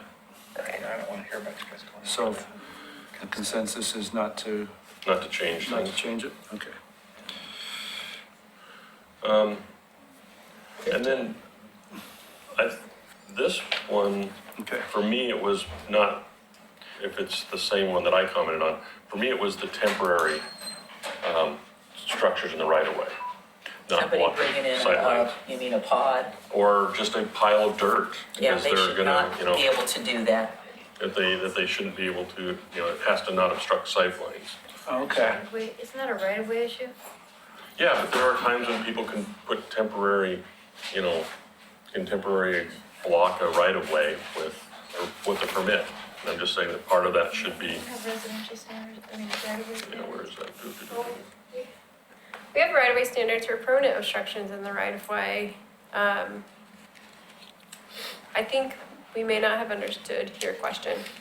Yeah, What I see if have can found is find that the company, and forgive me for copyright, that bring those temporary pods, they don't get any permits to put them in the right of way. They do. They're supposed to. I know, they're supposed to. I know of at least 3 within the last 2 years that they just dumped them there, and I called and checked, they did not have any permits. One of them was a site obstruction. Yeah, you should go through code enforcement because. Oh, I did? Because we do. But yeah, you'll see that they tape on the permit on the. I've never the- seen one with a permit the- taped on it. Yeah. I now understand what you're asking, and I feel like I need to talk to our development services manager. Sure, I just, like I said, I just want to make sure that they don't, you know, drop a pod or put a pile of bark dust or whatever out and then block people's, you know, safe entry and I exit agree. driveways Should not. or turn corners. Or Okay, it fences. sounds like Carrie's saying that may not be in the zoning code. We'll have to. Yeah. I'll It get may back. not go in the zoning code. Right. 1754. And that's fine, I just Okay, so you're want to gonna make get sure we back to don't us on block that. it. Yeah. Great, thanks. So we have standards for our transit streets that require that buildings be placed to the front of the property line and have a pedestrian-friendly orientation. And there is an exemption that's long been in the code for truck stops. And the comment was that we have no truck stops. I think the likelihood we're gonna get one is slim and none. So should we remove the exemption? Yeah, I think so. Can I ask the naive question of what is the truck stop? like Jubits, Oh, okay, that's a truck stop. that's a truck stop. Yep. Yeah, they actually define it a little later that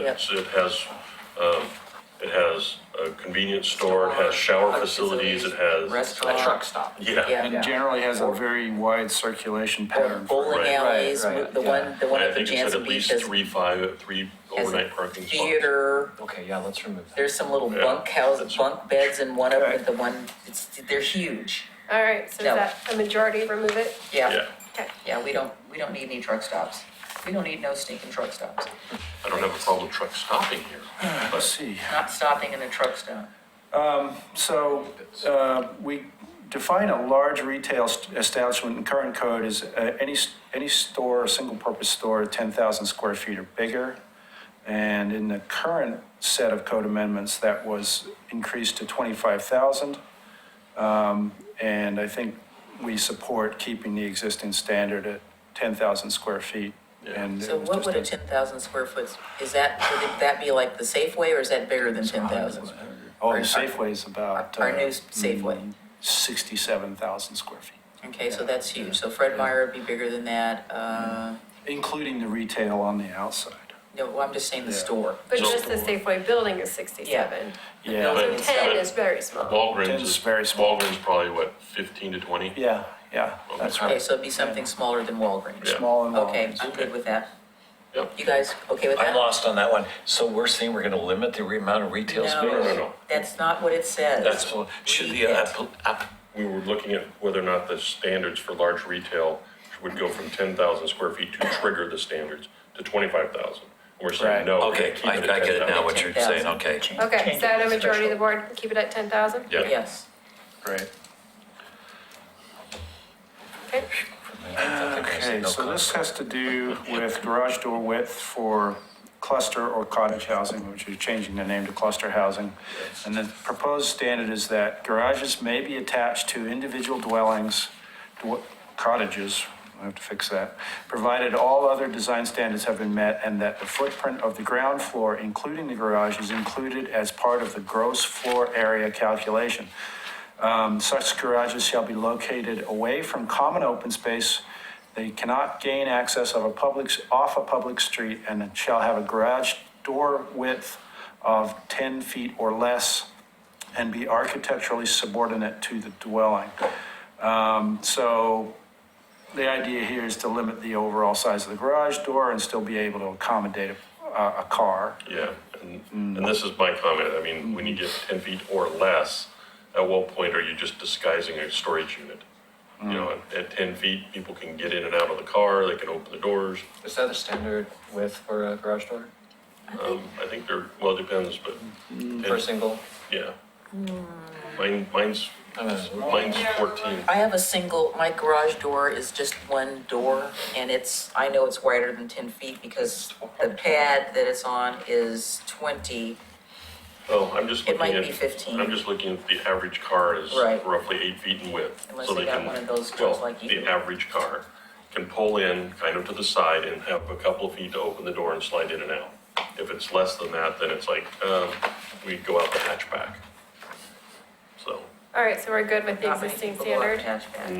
hatchback. So which limits the maximum size of a garage door in a cluster housing to 10 feet? no, my thing is that it be no less than 10 feet. 10 feet.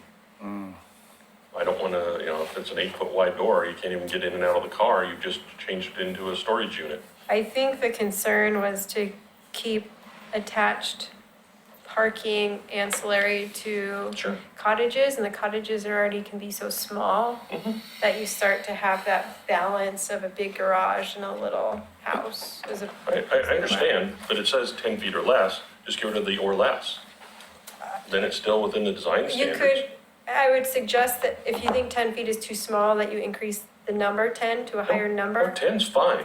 I can see somebody with a normal car pulling into a 10-foot wide garage and being able to get out.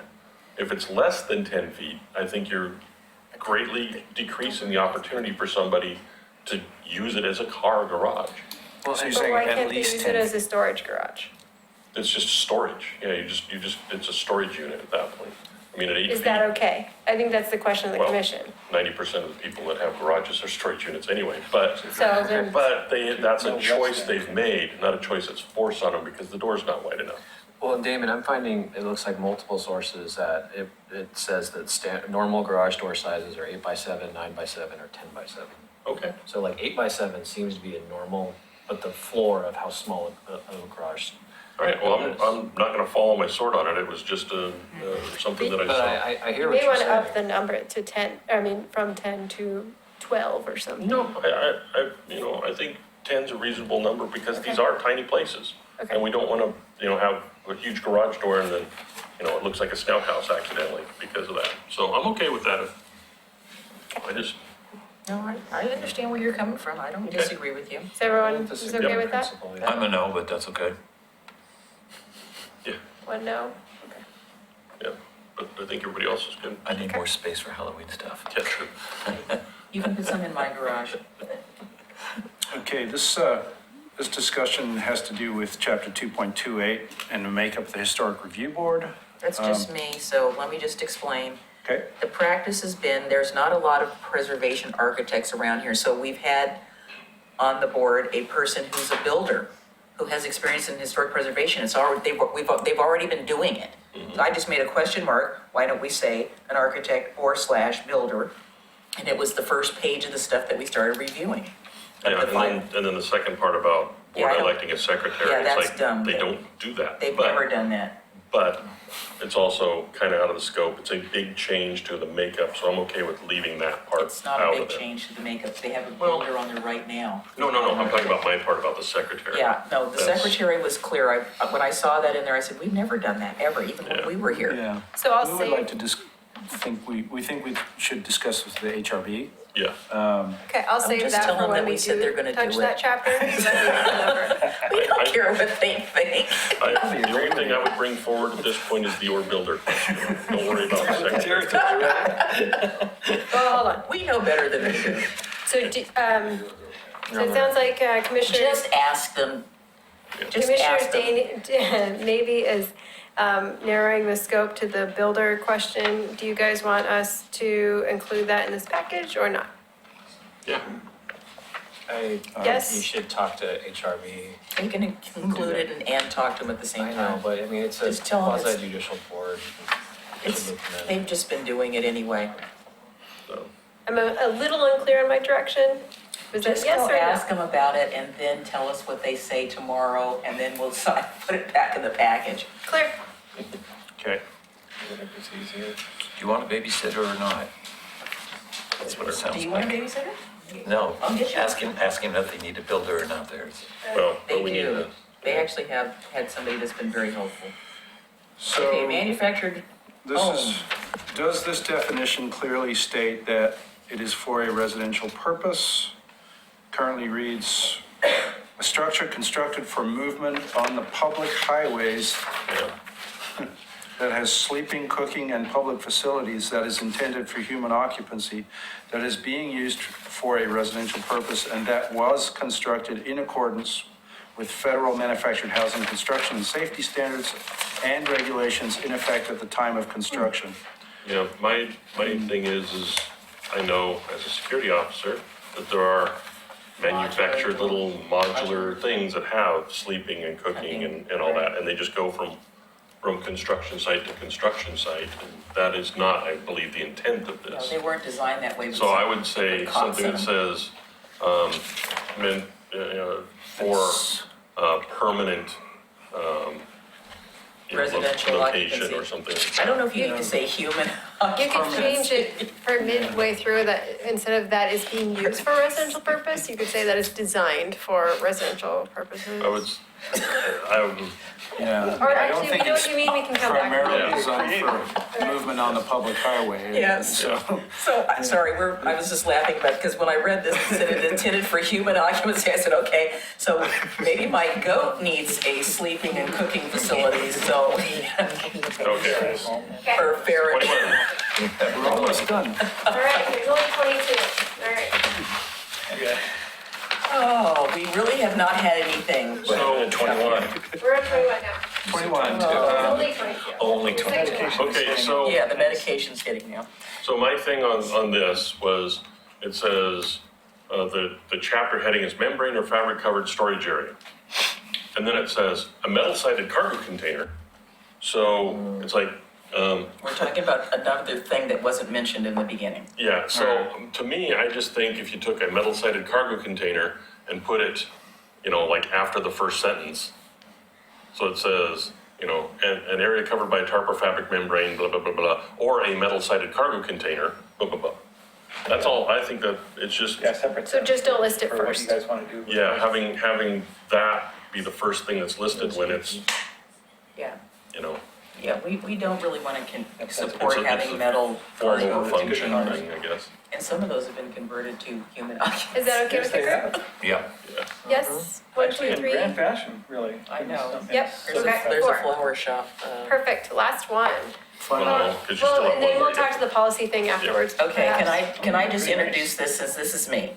So let me tell you why I put this in here, and I'm not recommending 2 copies. I recently did a land use review where the electronic copy that I received on my computer was 8.5 by 11. The details were unreadable, could not tell. So I had to wait when the planning department was open and go up there and look at theirs. It also was not readable. And I said to the staff, I said, where, do you have a hard copy that I could roll out here on the counter and I can look at the plans? And I was told, no, we only do things electronically. Well, I think in order to promote citizens, I mean, it's bad enough, let me just say, it's bad enough that you have to wait to do your review to go to the planning department. It'd be nice if it was at the library or someplace else. So I don't know when other people who are land use chairs do their reviews, but I don't usually do them during daylight hours. I'm doing it at dark 30. I think there should at least be one paper copy supplied by the applicant that could be there for something, because nobody I know that's in a neighborhood association has a computer that can read plans. And Yeah. it was this big, it needed to be that big in order to read it, because it was a lot of detail. And it was hard reading it on the computer at the office, and even though they printed out an 11 by 17, I still could not see everything on the application. So- And it's just really hard. I think it really doesn't promote citizen involvement when you can't see something Magnifying glass. in a size that you really can read it. So there's a minimum size and No, I'm just saying- legibility thing that you Yeah, go for. it's just, again, if I had a screen this big at home, but most people don't. Well, and even this isn't big enough because I No. have screens this big. And when we get some of these subdivisions where it's, you're looking at 5 different pages instead of it just being rolled out on You can't, I mean, So- when we've done it here, it's hard to it look used at to it. be, 8 copies they were required to submit? Yeah, we don't And so even having do- 1 or 2 is One is fine. still a win for them. Okay, we require, right now, we do have a hard copy, but the proposal is to require only electronic copies in support of City Commission Goal Number 4 for information governance for paperless business transactions. Materials can be viewed at various city facilities such as our office. We have a self-help computer at City Hall and the library as well. For those without access to a computer, applications are often hundreds of pages, and mailing and or transmitting materials to neighborhood associations can be costly and require staff to drive around to off-site facilities. You don't have I think I misunderstood a little bit. Yes, so what I'm you're looking at saying. goal number 4. Having at least one hard copy will allow for increased transparency and encourage citizen participation for those people that have to do those reviews. But the sub-goal of that, if for information governance, is for a paperless business transactions. I'm trying to figure out what's the problem we're trying to solve, if it's The because it's problem hard to I'm see on trying a to solve computer. is that allowing for somebody like myself, I'm just using myself as an example, to look at a application that's at a size that somebody could actually read and determine what was on it. Would it be more helpful to, if we know that the goal, for the city commission goal is for paperless business transactions, to look at places where we do have computers for the public and to look at. I'm not talking about Hold looking on. at it on a computer. But we have really large, big screens, which is what we use Where? internally, and it is I love it a lot better because you can zoom in on plans, which is, rather than get really Television size. close to the So paper, that's what- it's really helpful. So is that a potential solution? Well, for me, it isn't so much the 100 and some odd pages of the application. I hate it, but I can go through it on the computer. It's the plans. It's the plans. And Yeah. then the other It's the- part of that is us storing and dealing with these big bulky plan sets too. Yeah. It's been done since time immemorial. If you have a copy of something that somebody's submitting, that's a plan that you could go up and you could look at it. But are these plans scanned in large size, so when you go on your PDF to 100%, it zooms in and brings you to, But so you that's- can but that's- scroll Yes, through? they're all That's the- You electronic. I can mean, scroll through the plan? But that's the Uh, problem. That's is the problem, you're you not- can't see it. Yeah. You're looking at this little piece or this little Right, piece yeah. half the the time. northeast quadrant, the Half the north time. quadrant. That's why I'm wondering is it a better solution for us to have, so more people can see the plans better if we just work on getting a bigger computer screen at some of these No. places where we offer computer screens? Big screen TV. I mean, from our experience, it's been really helpful in the office, Well, but, and I mean, not having 8 copies of the plans is good. I mean, you Yeah, I have no are problem doing with that. paperwork reduction, but I think, 1 copy at least, If at it's least while people are transitioning The word from part, paper to no paper. the word, the. We've already the- transitioned. The document Yeah. itself is not the problem. If I need to print out a document, I just send it to the printers and then the printer prints the whole thing. It's the plans. Sometimes when I'm looking at a plan online and I want to print it, again, I'm getting an 8.5 by 11, and I remember one application, I said, gee, why is your building all black? And they looked at my copy and I said, oh, this is supposed to be brick. Okay, well, when it came out, it was all, And the thing about and computer screens you is rolled out the plan. I said, okay, I can see what you're trying to do here. you're only able to see just one screen at a time. you know? So you're looking at, say, like one elevation, and you want to be able to compare that to another elevation or something, or another part of the subdivision.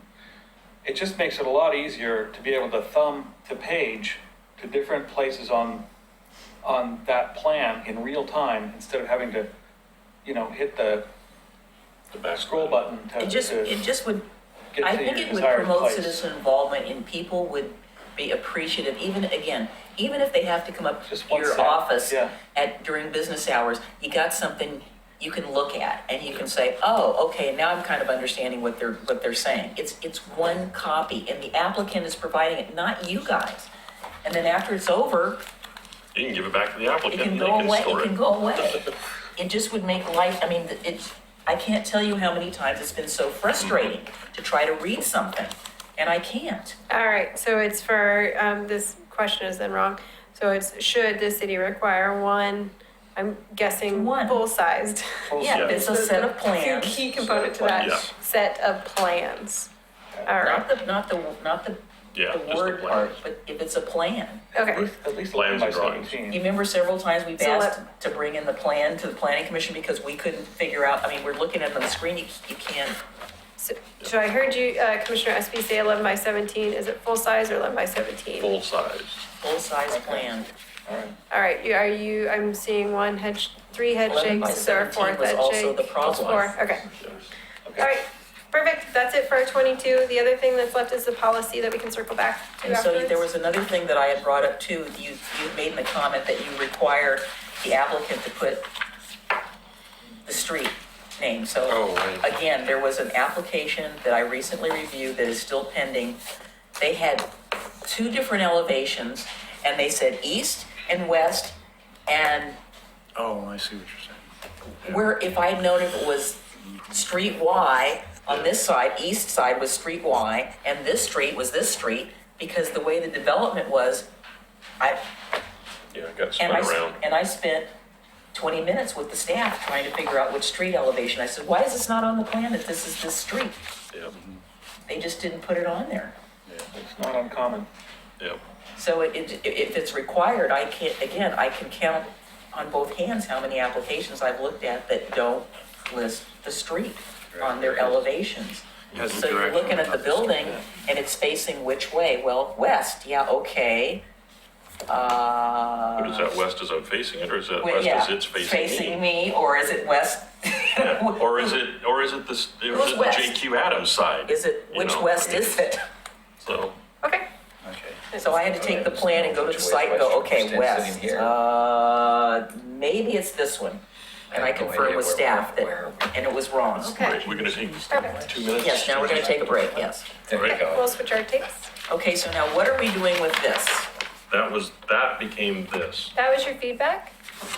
Yeah, Um, that's the consultant from all the feedback comments between that us. you gave us. Okay, well, we didn't discuss everything on Most of it is served just its comments. purpose. Okay. The big one, we're Like, you just finished don't with it just- really? I'm gonna read it at home. Chairman Watch Griffin, it, we, it's are stars. we adjourned? That's the feedback. Okay. I think we're gonna go. Did you just break that historical thing?